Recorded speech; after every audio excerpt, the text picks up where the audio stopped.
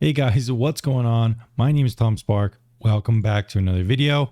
I already recorded this video, but for some reason my voice changer was on and I sounded like Jabba the Hutt. So yeah, here's the real video.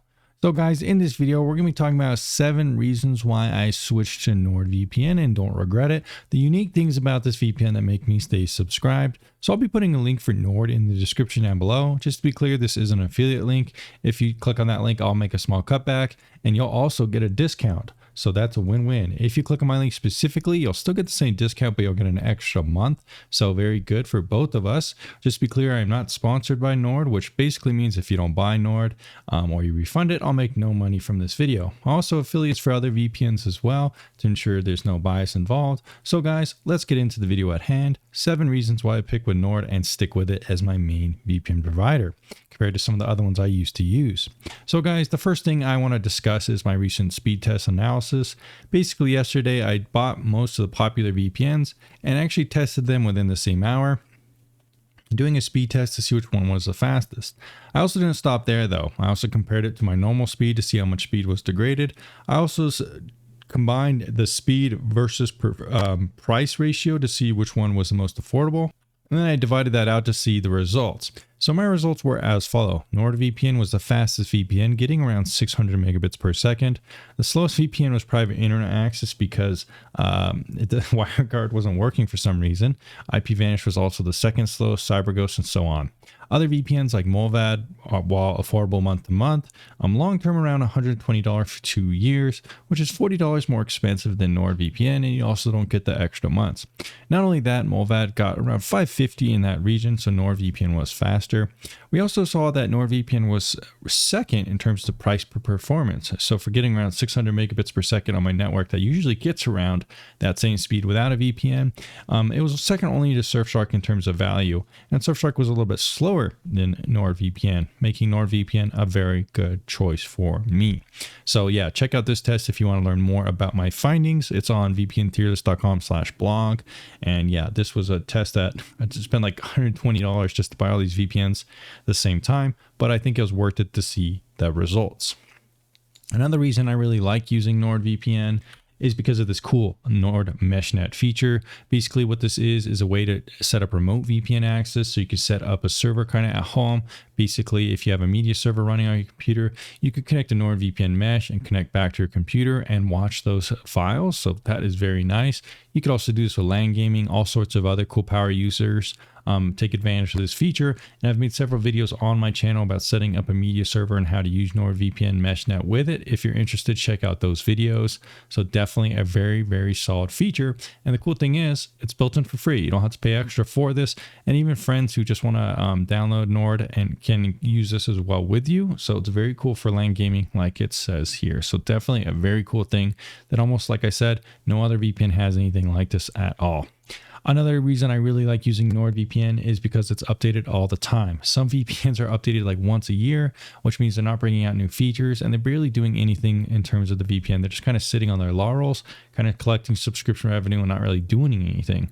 NordVPN isn't like that. Already this year, they've sent out 4 updates and they've sent out a lot of updates last year, which makes me feel very secure knowing that they're implementing, addressing bugs, and just improving the VPN overall. And that's something I want to see with the VPN being very active in terms of development. Like I said, a lot of VPNs aren't updated that often, and just it makes me think they're just sitting there kind of doing nothing, which a lot of times I think is true for some of these VPN providers. Once you get around 5,000 to 10,000 customers, they kind of just like start collecting that subscription revenue, not really doing anything. And unfortunately, that's kind of reality of a subscription business. But NordVPN is not like that. They're always kind of updating things.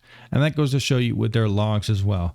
Their no log audits is what I mean. So NordVPN has conducted they're always conducting these no log audits to make sure we're transparent and not collecting logs on any of the users. And they also do a lot of security assessments as well from companies to kind of pen test their servers and kind of the security setups. And then they take this information and improve NordVPN as a product, which is definitely something I like to see. They've already done one just last week and a no logs audit in January. So definitely very solid. Something I want to see from VPNs doing this all the time.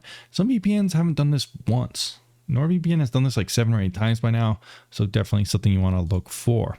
Another thing I really like, and one reason I switched to NordVPN, is because a lot of VPNs out there simply don't have an Apple TV application. Now, this is by no means a groundbreaker for not having one app, but when you're trying to use a VPN and it doesn't even have an iOS application, like something like AirVPN, it can get very annoying.